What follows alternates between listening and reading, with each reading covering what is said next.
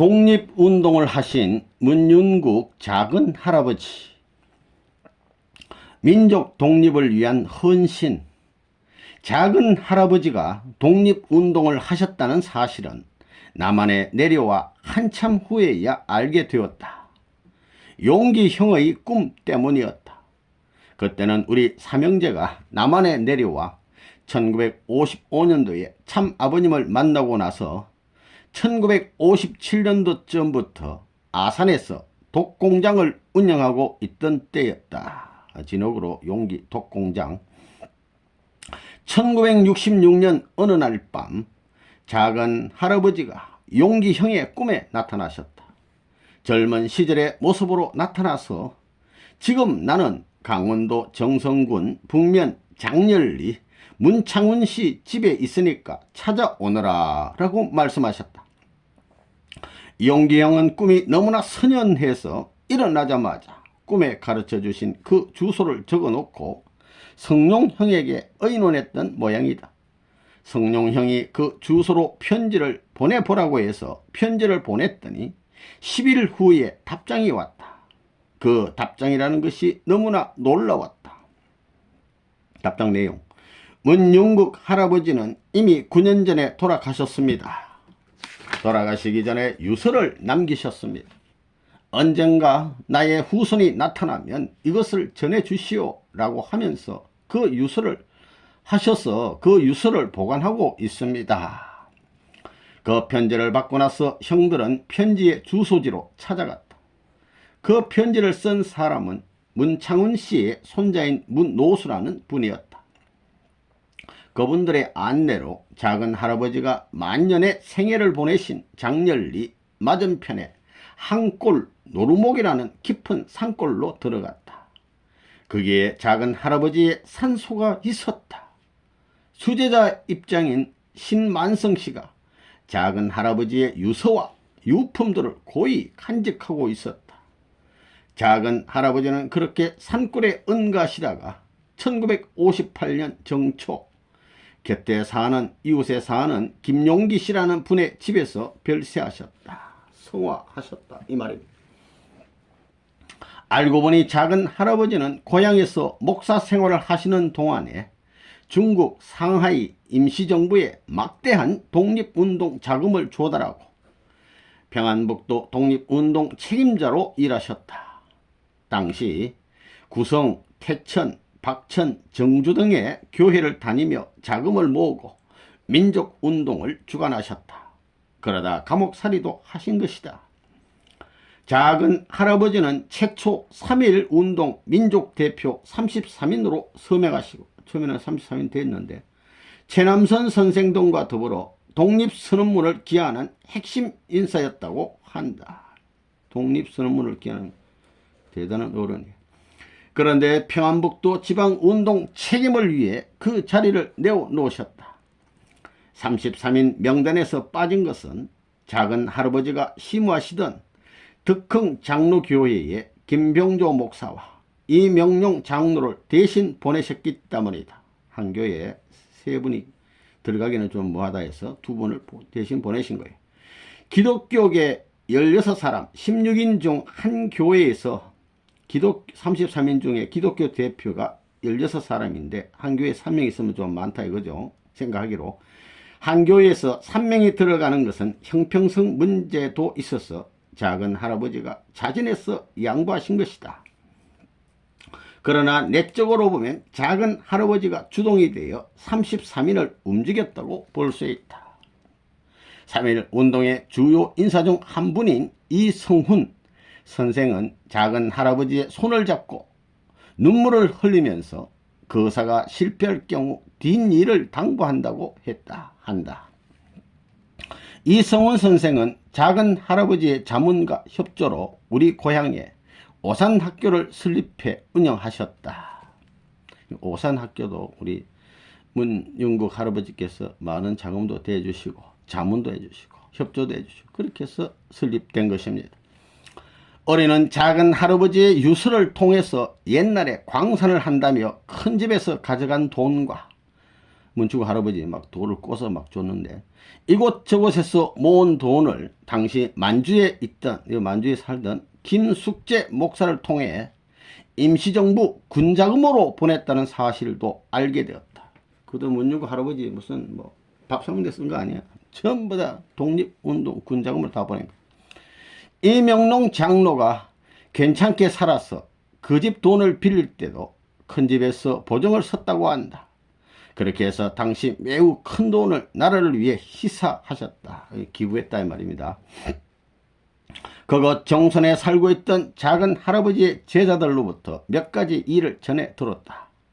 작은 할아버지는 정선 시절에 문창운 씨 집에 거처하시면서 붓장수도 하시고, 붓장사, 장수, 학생들에게 한문도 가르치셨다고 합니다. 한문 잘하시는 분. 1948년 무렵 작은 할아버지가 공산당으로 오해받아 조사받는 과정에서 거치가 서울 경무대에 알려졌다. 이승만 대통령이 사는 경무대에 산속에 이런 분이 계시니까 뭐 공산당이 아닌가 이렇게 해서 오해받았는데, 오히려 그것이 문중국 할아버지의 모습이 드러나게 됐어요. 이승은 일찍이 작은 할아버지는 하와이도 독립운동 자금을 보냈다. 상하이도 보내고 하와이도 보내고, 그런저런 행적으로 작은 할아버지를 존경했던 이승만 박사는 정선 군수와 경찰서장 등을 통해 헬기를 3번이나 보내 입각을 권했던 모양이다. 입각 들어오시면은 국무회의 장관 자리 준다 이 말입니다. 나중에 부통령을 지닌 함태영 선생이나 국회의원을 지닌 전상료 선생 등 지인들도 모두 참정을, 정치에 참여해서 함께 정치해보자, 참정을 건의해왔다. 그때 작은 할아버지에게 마련된 자리는 교육부 장관이었다. 딱 맞는 자리. 하지만 작은 할아버지는 내가 반쪽짜리 정부에서 일할 수 없다고 완강하게 고사하셨다. 나라가 통일이 안 되는데 안 한다. 그리고 정선 초에 묻혀 마치 김삿갓처럼 여생을 보내셨다. 나라의 통일을 위해서 기도정성만 들이시다가 성화하셨다.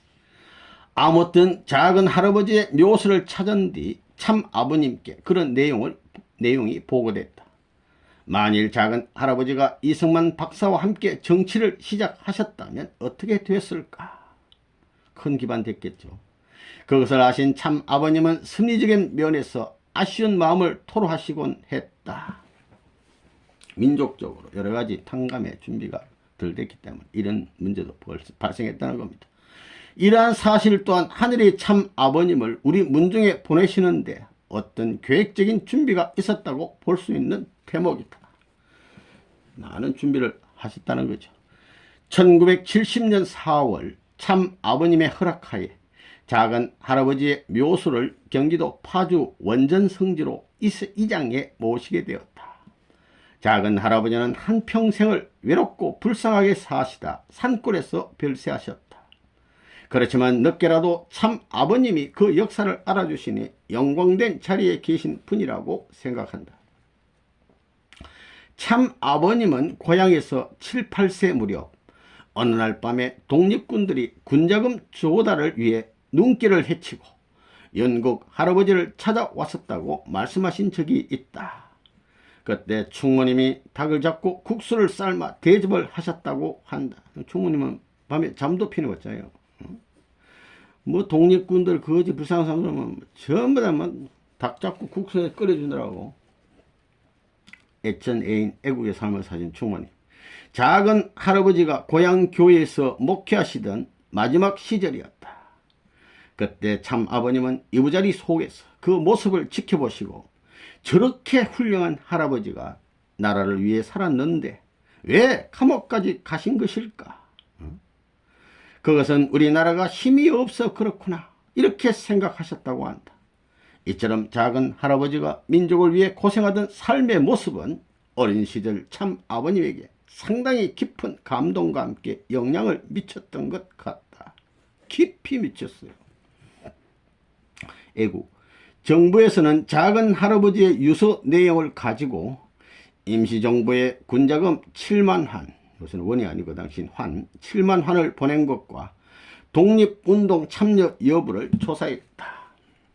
잠시 여기서 그림을 보면 파주 원전에 문중국 할아버지 묘소가 이렇게 있고 거기다가 묘비를 이렇게 세워놨어요. 애국지사, 나라를 사랑하는 그 지사, 남평 문공, 윤국지모 할아버지 지모 이렇게 딱 되어 있습니다. 옛날에 평양에서 2년형을 언도받은 재판 기록이 확인되어 1977년 12월 12일 박정희 대통령 표창을 받게 되었다. 대통령 표창. 그 뒤 1990년 12월 26일 정부로부터 독립유공훈장인 건국훈장 애족장을 추서받았다. 1994년 12월 세계일보사에서 작은 할아버지를 애국지사로서 추모하고 건국훈장 받으신 것을 현창하는 모임을 가진 적이 있다. 이런 귀한 분이 있다고 해요. 이걸 알리고 기리고하는 그런 모임을 현창하는 모임. 그리고 평양 장로의 신학교 11기 졸업생 역사에서 작은 할아버지의 사진을 찾을 수 있었다. 그 사진은 좀 더 젊은 시절의 모습이었는데 풍골이 대단하고 몸이 건강했어요. 풍채라든가 골격이 아주 막 대단하신 분이고 건강하셨다. 큰 할아버지보다도 더 건강하셨던 것으로 기억된다.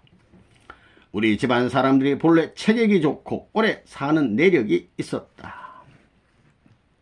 얼마 전 동아일보에 안중근 의사 거주 유적이 다 쓰러져 가고 있다고 보도된 적이 있다.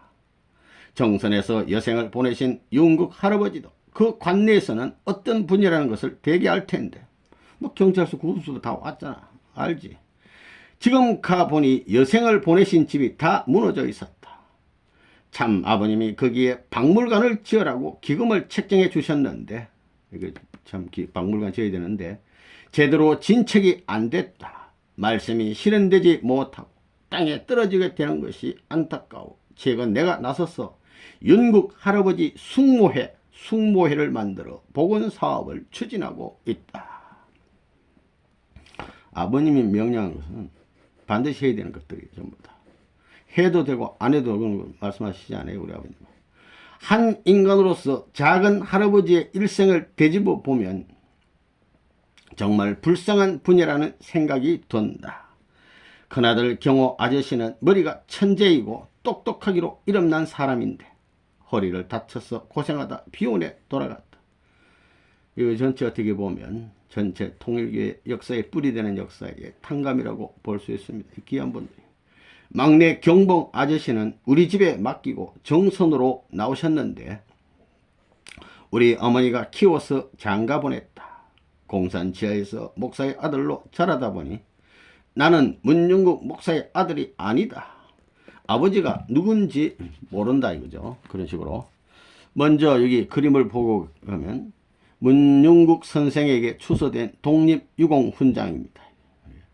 훈장정 이렇게 해서 이제 돌아가셨다 말이죠. 문중국 선생이다 말이죠.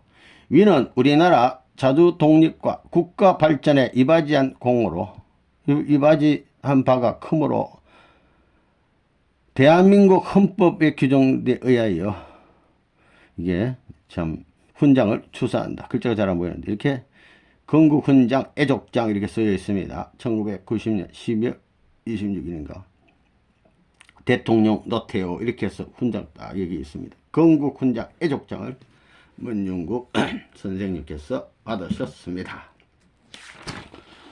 나는 고하다 이렇게 말하고 홀리게 올렸다가 만약에 사실대로 하면 당장에서 죽어요. 공산당 북한에서는. 군대에 들어가서 인민군 장교가 되고 편하게 지낸 모양이다. 진짜 공산당 핵심 집안으로 장가 갔는데 부인이 신의주 방직회사 총지배인이었다. 경봉 아저씨는 얼마 전까지 신의주에 살다가 2010년 무릎에 타계했다. 성화했다 이 말이야. 그 전에 내가 중국 사람을 통해 여권을 내게 해서 단둥에서 만나 13일간 함께 있으면서 이야기를 듣고 옷이나 여러 가지를 선물해 줬다. 나이 어린 아저씨 이렇게 되는 겁니다. 문중국 할아버지 아들. 그보다 2, 3년 전에 참 아버님이 나에게 윤국 할아버지 사위 되는 조덕현 영감을 찾아보라고 하셨다. 아버님 다 집안 사정 아시오. 평국 도면회를 통해 주소를 알아내서 찾아보니 서울 미아리에 살고 있었다. 그 딸은 신랑이 병들어 죽고 부천에서 혼자 살고 있었다. 참 아버님이 그 집에 갈 때 맛있는 고기라도 사주라고 하셔서 고기를 좀 사서 그 딸과 함께 갔었다. 조씨 영감은 나이가 98인가 됐는데 100살이 다 됐잖아요. 들어 누워있다가 내 목소리를 듣더니 바로 알아봤다. 어떻게 알고 나를 찾아왔느냐라고 하면서 반가워했다. 이런 또 사연이 있었습니다. 문융국 할아버지의 학업과 격려. 문융국 작은 할아버지의 호는 금산이다. 금산. 비단 금자 산사 매산자. 비담처럼 아름다운 산. 든든한 그런 분이야. 작은 할아버지가 친필로 남기신 유서 원본을 토대로 관련 기록을 덧붙여 간략히 그 생애 발자취를 정리하고자 한다. 영국 작은 할아버지는 80부터 21세까지 고향 마을에서 시부를 짓던 시 같은 거 이런 거 서성어로부터 사학과 경학 유학이죠. 공자님 유학을 이런 거 칠서 그 다음에 사서삼경과 즉 사서삼경과 외가 잡서 등 한학을 수학하셨다. 22세부터 5년 동안은 학득이 높은 경학가 이람 백예행 선생 문화에서 소학과 경전 오수를 전수하고 익히며 연구하셨다. 이람 선생은 독립운동가로서 옥중 순국한 분이다. 이런 귀한 분들 앞에 또 공부를 하시고 26세에서부터 32세까지는 고향 덕흥 어숙이라는 어숙에서 한문 교수로 공부를 가르친다. 선생님으로 심우하셨다. 1910년 경술국치 나라가 망했잖아요. 이거. 합방. 경술국치 이후 국권 회복의 길을 모색하며 애국하신 분이니까 얼마나 슬퍼하시겠어요. 나라가 큰일 났구나. 기독교 장로교회 입교의 신도가 되셨다. 이런 국권 회복의 길을 모색하면서 또 장로교회 입교해서 신도가 되면서 35세부터 1년간 정주 읍내 기독교 사립학교인 신안소학교 교수로 봉직하신 뒤 조선 예수교 장로의 신학교 당시 평양신학교에 입학해 제11회로 졸업하셨다. 41세 되시는 1917년부터 졸업하자마자 이제 그 해나 그 다음 해나 이렇게 해서 덕원면 덕흥교회의 목사님이에요. 더불어서 덕성교회의 신안면의 연봉교회 담임 목사를 세 군데를 담임 목사로 심우하셨습니다. 1919년 2월 조선 독립운동 발기인으로서 평북노회를 선천읍 남예배당에서 개최했다. 독립운동 발기인으로서. 그때 앞서 1월 21일 갑자기 말이죠. 그러니까 성환 돌아가셨다고 해요. 고종 황제가 돌아가셨어요. 1919년 1월 21일 날 갑자기. 따라서 고종 황제 봉도식, 이거는 추모식이죠. 평북 각 교회 목사들과 장로, 기독교 신도 4천여 명과 더불어 엄숙하고 경건하게 거행한 뒤에 그날 밤 백식찬 장로 동네 집으로 은근히 들어가서 깊이 보관된 독립청원서에 연명 조인하고 전부 각자 이름 딱딱 쓰고 이때부터 계속해서 전국 13도 대표 의사에게 황제도 죽었겠다 얼마나 막 열이 나겠습니까. 그래서 막 독립 의지가 막 올라오는 거죠. 그래서 13도 대표 의사에게 기별 통지에서 모두 이름을 적고 날이 난 뒤 파리 강화 회의에 제출에 접속해 하였다. 당시 이제 1차 대전 끝나고 이 전후 어떻게 처리할 거냐. 식민지 나라를 어떻게 할 때. 그런 문제를 우리나라 이거 보내가지고 독립청원서를 보내가지고 좀 읽어보고 우리 독립한테 협조해 달라고요. 세계다 막 이런 일을 또 하셔요. 그해 음력 2월 7일 정주군 갈산면의 오산사립고등학교에서 교장 및 교원 수십 명과 소, 중학교, 남녀 학생 2천여 명, 각 교회 신도 3,300명, 주민 4,000명이 모여 도합 한 10,000명 모여가지고 그날 아이표면 사무소 뒷산에서 작은 할아버지가 독립만세 주모자로서 조선 독립을 큰 소리로 선언하시고 만세 시위를 주셨대요. 우리 왜 참 식민지 생활을 해야 되냐. 설명하시고 취지를 설명하시고 만세를 막 불러보는 거예요. 그때 정주 수비대 120명이 일본 군사 경찰들이 포위대 붙잡힐 때 우리 할아버지 얼마나 대단한 분입니까? 굳게 꼿꼿하게 계신 애가 막 죽창으로 세 곳을 찔르기도 했다. 그러나 죽음을 불사하고 죽는 그 반나 굴하지 않고 맞서다가 많이 찔리니까 막 정신을 잃어서 기절 혼절했어. 혼절하신 끝에 체포되셨다. 포송절에 묶여 평양으로 압송됐어. 평양 밑으로 또 내려갔어. 병원 치료에 이제 사람 다 죽어가니까 이제 간단히 치료해주고 구치소에 가다 놓고는 번번하게 막 수시로 새끼들이 막 사람 심문을 하는 겁니다.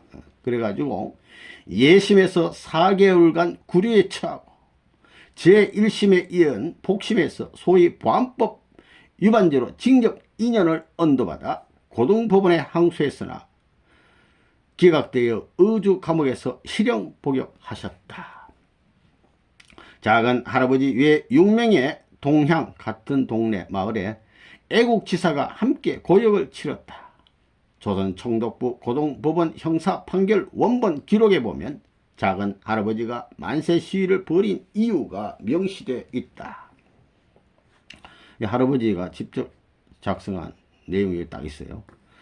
본인이 평북 정주군 아이포면 사무소 뒷산 위에 있는 수천인의 회중에게 뒷산에 다 올라갔어.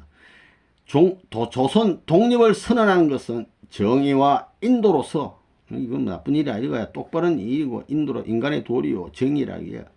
독립할 이유를 설명하고 우리 조선 민족이 독립을 표명할 뿐 아니라 결코 뭐 집을 부쉈나 소란을 피웠나 안 했다고요. 결코 소란 또는 파괴적 행동은 추호도 없었는데 이번 지방법원 및 복심법원에서 징역 2년의 판결을 받게 된 것은 참으로 원통하고 억울함으로 상고한다. 쉽게 요새 말하면 대법원에 상고당했는데 안 받아줘.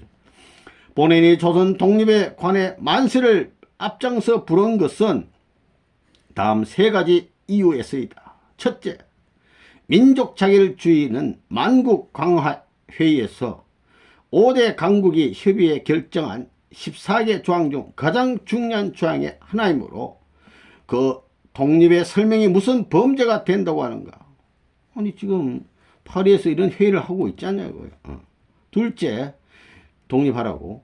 영어 신문 파리 전신에 의하면 만국 강화 회의 통고서에 어떤 나라라도 인민이 독립을 원하는 나라는 그 나라를 관리하는 정부가 노력해 따를 것이라고 되어 있으므로 신문에도 그렇게 하러 되어 있잖아요. 10년간 우리 조선을 관리한 일본 정부는 조선 독립에 찬성해 노력할 것은 당연한데 조선 백성이 독립을 원하면 그 도와줘야 되지. 당연한데 반대로 만세를 부른 자를 보안법 위반으로 돌이키는 것이 과연 법률인가? 우리 할아버지 대단한 훌륭분이야. 셋째, 오사카 신문과 마이니치 신문에도 아니 일본 너네들이 발간하는 신문에도 민족 자결주의 및 영지 속방의 독립이 승인된다는 통신이 확연했는데 너네들 신문에도 독립 원하는 사람 독립시켜 주는 게 맞다고 발표하고 있지 않냐 이 말이야. 지금 그런데 이 복심 판사 이거는 고등법인쯤 되겠죠. 복심 판사 말이 신문은 믿을 것이 못되고 모두 거짓이라고 하니 이런 변명을 하는 거예요. 판사가 째째하게. 그렇다면 거짓이고 믿을 수 없는 신문을 민간에 널리 배포해 민중에게 죄를 범하게 한 다음 또 이를 처벌한다면 소위 법률은 인민을 믿게 할 수 있을 것인가?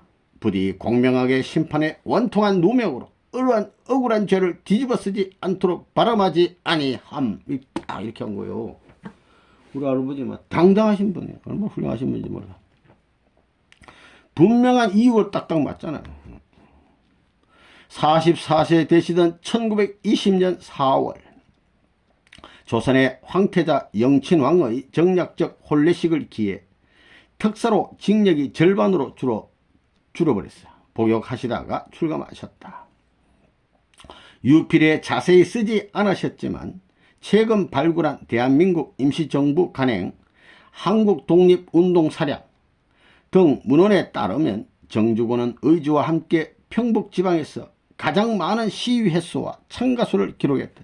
독립만세 제일 열심히 한 동네.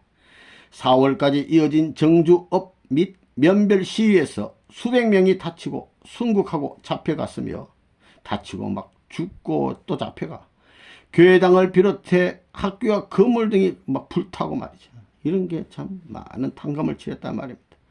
시위 초기 작은 할아버지 중심으로 박기선, 최성덕, 김사글 씨 등이 주모한 정주업 시위 때는 육계면이 합동으로 일본 헌병대를 유인해 읍내 잔입 작전도 펼쳤는데, 이날은 92명이 학살되는 등 500여 명의 사상을 입은 것으로 기록됐다. 참으로 많은 희생이 있었습니다. 그 동네 독립운동하느라고. 그렇듯 영국 할아버지가 죽음을 불사하며 3.1 독립만세운동을 주도하실 무렵 하나님의 섭리에 따라 충무님 복중에 참 아버님이 오시게 된 것이다. 그야말로 나라를 위한 우국 충정의 헌신적 토대에서 하늘 성령의 역사가 참 아버님 집안에 임하셨다고 본다. 우리 문영구 할아버지는 나라를 대표하고 종족을 대표하고 가문을 대표, 가정을 대표해서 만세 독립운동을 했다는 것을 알 수가 있습니다. 하나님의 섭리를 위해서. 작은 할아버지는 출감 직후 44세부터 50세까지 덕성 연봉 세 교회에 복교해 담임 목사로 심무하셨다. 감옥에 나오셔가지고 다시 또 교회 담임 목사로 심무. 45세 되시던 1921년 9월 군자금 7만 환을 만주에 거주하는 김숙재 목사에게 붙여 당신 갖다 주라고요. 그래서 상하이 임시정부에 진정하셨다. 진정했단 말은 자진해서 드린다 이 말입니다. 헌납했다 이 말입니다. 당시 1원은 현재 가치로 5만 원으로 안팎으로 계산할 때 7만 한이면 35가량으로 환산된다. 자꾸 이게 올라가서 이것도 뭐 어마어마하게 큰 돈입니다. 시세에 따라 이 변하죠. 작은 할아버지는 그에게 독립자금 인출을 위해 금광을 운영한다는 명목으로 큰형인 치국 할아버지를 비롯해 친척과 교우, 처가, 마을 사람들까지 설득에 많은 논밭을 동양척식 주식에서 여기다 또 저당 잡히고 은행 등에 저당 잡히고 돈을 마련하셨다. 할아버지 독립운동을 위해서는 물불을 가리지 않고 이렇게 참 돈을 모았습니다. 욕을 욕대로 얻어먹으면서. 그렇던 밀사로서 엄밀히 움직이면서 훗날까지 이런 사실을 발설할 수 없었다. 밀사야 밀사. 섭리를 위한 최초의 밀사, 이렇게 볼 수가 있습니다. 우리 문영국 할아버지 평생을 밀사의 삶을 사시다가 가십니다. 그렇다 보니 목사가 정권과 광산에 투자하고 외도하다가 순 거짓말이에요. 뭐 엉뚱한 소문 난 거야. 재산을 탕진했다는 잘못된 소문만 무성하고 원성이 찾아줄 수밖에 없었다. 이런 욕을 먹어도 굳하게 아무 말씀 변명 안 해.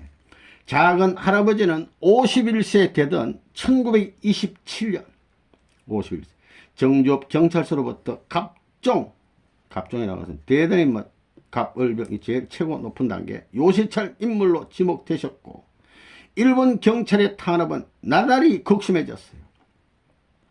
그래서 혐의자를 미리 잡아가두는 예비검소 시도 때도 없이 이래 붙잡아가면 막 간다 이 말입니다. 자기 생각이 저 사람 범죄할 것 같아 그러면 증거가 없어도 무조건 잡아가. 이거 얼마 사람 무섭습니까? 이거. 예비검속이 월중 행사처럼 계속되자 목사직을 사임하고 부득이 피신했어요. 목살 수가 없어. 수시로 와서 막 잡아가니까. 그 뒤로 여전히 독립군 조직과 긴밀하게 연통하며 자금을 조달하시는 등 밀사 역할을 감당하셨다. 밀사. 그 뒤에 3년간 충남 직산 등지에서 숨어 지내셨고 54세부터 69세까지는 16년간 강원도 강릉군 옥계지방에 머물러 지내셨다. 그 무렵 정성군 북면 장렬리 등지에서도 은신하셨다.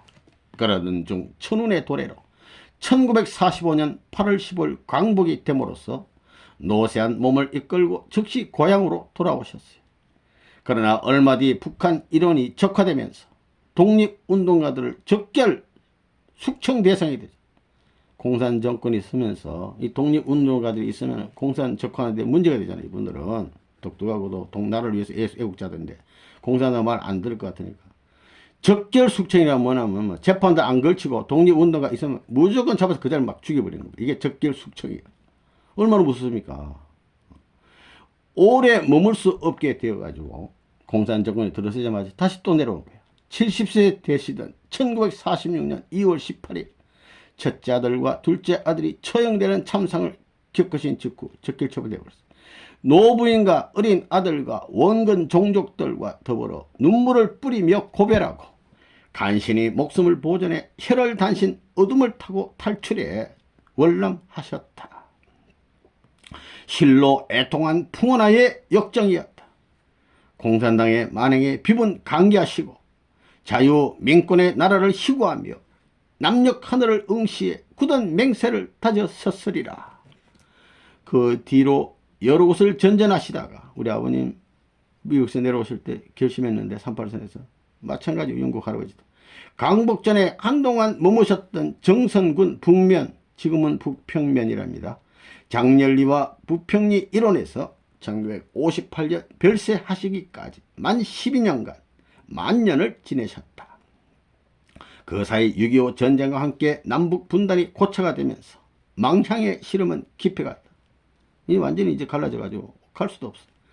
78세의 먼 친척으로서 연배가 비슷한 장렬리의 문창훈 씨 집에서 자신의 학업과 경력을 연표로 연대 순서대로 기록한 유필을 남기셨다.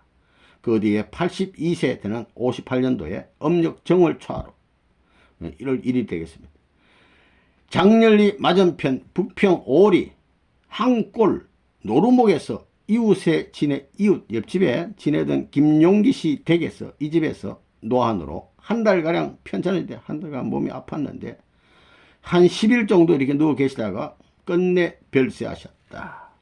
망향의 애환을 달래시고 남북의 평화통일을 간곡히 염원하며 영면하셨다. 이 말은 영원히 잠잔다 말이 아니고 성화하셨다.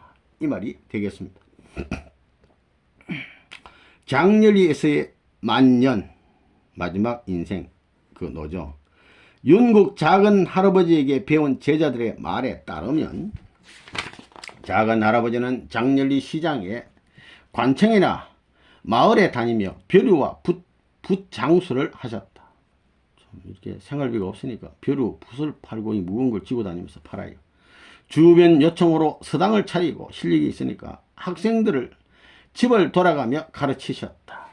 열흘 일하고 하루 쉬는 날에는 하루 열흘쯤 하고 또 하루 쉬고 이렇게 하는데 인근 서당을 돌며 남은 벼루와 붓을 파셨다. 한 해 글 공부가 끝나면 동네 잔치 형식으로 책거리 비싸게 겨울 방학을 했다. 훈련은 군장님으로서 공부 가르쳐주는 것은 뭐 돈으로 안 받고 옥수수 한 말 정도 이렇게 주문 받고 바지 저고리를 해드리기도 했답니다. 제자들이. 작은 할아버지는 서당에서 주로 사서삼경 등 전통 유학을 가르치면서 충효와 정의와 정직을 강조하셨다. 웃으면서 얘기하시고 글을 못 내어도 좀 머리가 멍청한 애들은 잘 못하잖아요. 채근하지 않았다. 막 새초리 때리고 왜 공부 안 했냐 뭐 하냐 하면서 일을 안 했나 봐요.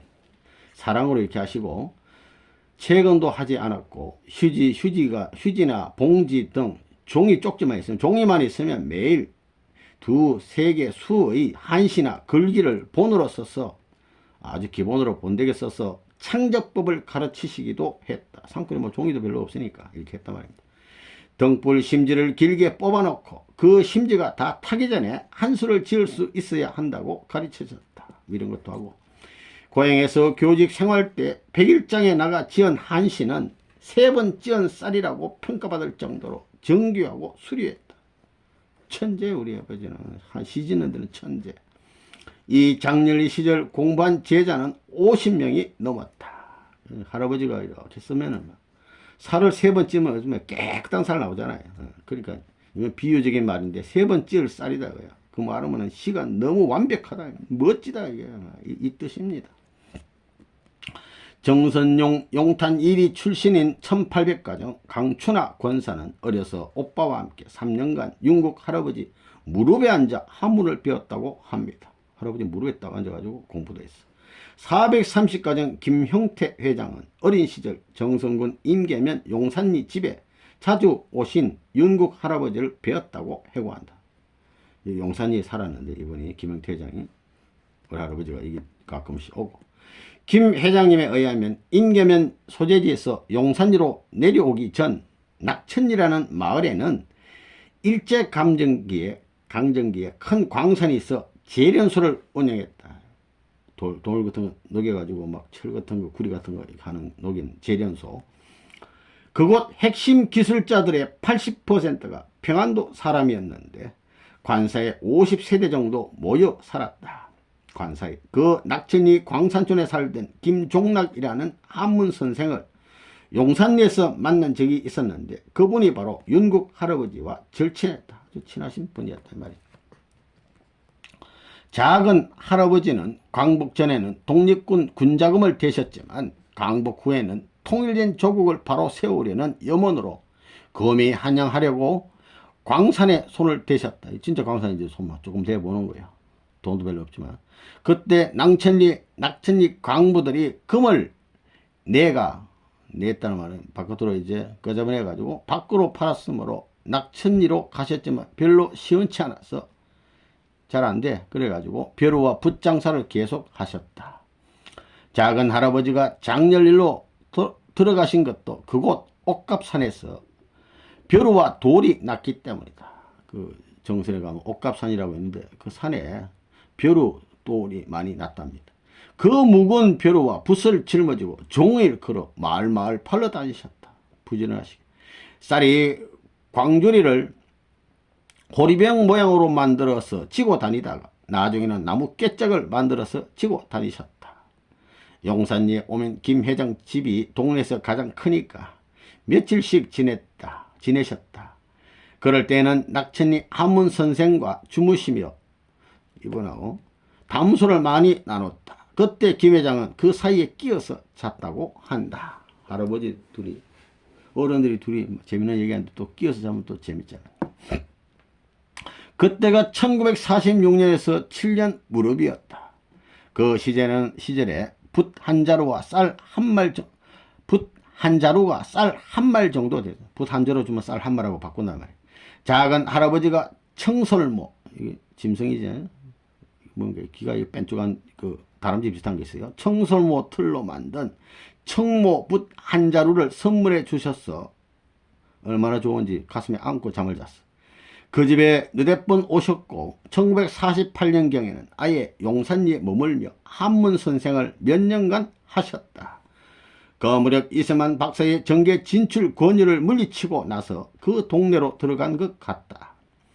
김영태 회장 모친은 당시 생활이 어려울 때였지만 꼭 쌀밥을 하고 달걀찜을 해서 작은 할아버지를 대접했다고 한다. 당시 작은 할아버지는 대학자다운 풍골에 체격이 건장하셨고 음성도 굉장히 풍미가 있었다. 김 회장 모친은 작은 할아버지가 장관도 할 만한데, 말만 들으면 그분 들으면 가서 교육부 장관 하는데 왜 붓장수를 하느냐며 안타까워했다. 일본 경찰이 고문하다가 주모자인 작은 할아버지가 죽으면 독립군 근거지를 알아낼 수 없으므로 죽이지 못했다고 한다. 뒤에서 미행하고 막 감시하면서 어떻게 독립군들 근거지를 알아내려고 할아버지 안 죽인 겁니다. 그때 독립운동을 하신 이야기도 많이 하고 시국에 관한 담화도 많이 나누었다. 독립선언서 초안을 잡아 최남선 선생에게 보냈고, 이 유명한 분인데 나중에는 조금 변절됐는데 최남선 씨, 이분이 몽땅 다 독립선언서를 쓴 줄 알지만 우리 할아버지가 다 초안 잡았다잖아요. 오산학교를 이성원 선생과 함께 건립했다고도 말씀하셨다. 이성만 박사가 바른 정치를 못한다면서 정부에 대해 걱정을 많이 하셨으며 시국을 훤히 알고 있어요. 통일된 나라를 반쪽 나라를 원하지 않는다고도 말씀하셨다. 이때부터 이번에 남북통일을 기도했단 말입니다. 얼마나 성견 저명이 계신 할아버지입니까? 우리 지금 남북통일 해야 되잖아. 그때부터 이번에 정성 들였다니까. 그리고 정주 고향집 집안의 종손자가 신동이라고 소개했다. 누굽니까? 아버님이, 참아버님. 그 신동은 눈이 작아서 별명을 빼꼼이라고 하셨다. 눈이 작으니까 그를 한 가지 가르쳐주면 10가지를 알아차리고 천자문을 며칠 만에 뗐다고 하셨다. 자연 세계를 열심히 탐색하러 쫓아다니고 입과 발로 붓글씨를 써서 그것을 받으려고 사람들이 줄을 서서 기다렸다. 아니, 어린 아버님이 입으로 붓을 물고 글을 쓰고 발로 써도 얼마나 잘 썼는지 그 글씨 한번 받으라고 막 사람이 줄 서고 기다렸다는 거예요. 이거 문중국 할아버지도 말씀하셨잖아요. 또 시운을 내다본다고 해서 나라가 어떻게 될지 다 알아. 앞으로 어떻게 된다 하시고 내다본다고 하시고 다음과 같이 참 아버님에 대해 말씀하셨다. 동네 대소사를 살피는데 우리 아버님 어린 나이에 뭐냐면 동네에 일어날 큰 일 작은 일 다 알아. 사람들이 와서 물어봤다. 특히 결혼하면 장래 운세를 봐주고 잘 살까 못 살까. 안 좋다고 하면 문제가 있어요. 아버님 안 좋다면 그저 안 좋은 거예요. 쪽집게같이 사람 마음을 보고 짚어댔다. 그렇게 해고했습니다. 김형태 회장은 훗날 참 아버님께 혹시 어릴 때 입과 발로 글을 썼습니까? 문중 할아버지 그렇게 했으니까 한번 확인해 보니까 하고 여쭤보니까 그렇지 그렇게 썼지 해서 확신을 가졌다고 한다. 입구에서 참 아버님을 만나기도 전에 벌써 참 아버님의 출생의 역사를 다 들은 셈이었다. 그때 할아버지가 정감록 비결에 관해서도 신기한 말씀을 많이 하셨는데 정감록 문치구 할아버지도 그렇고 또 우리 그 손옥 할아버지도 그렇고 김 회장이 입구에서 재림론을 들어보니 그런 이야기가 다 있었다. 재림론도 원리를 거의 다 아는 거예요.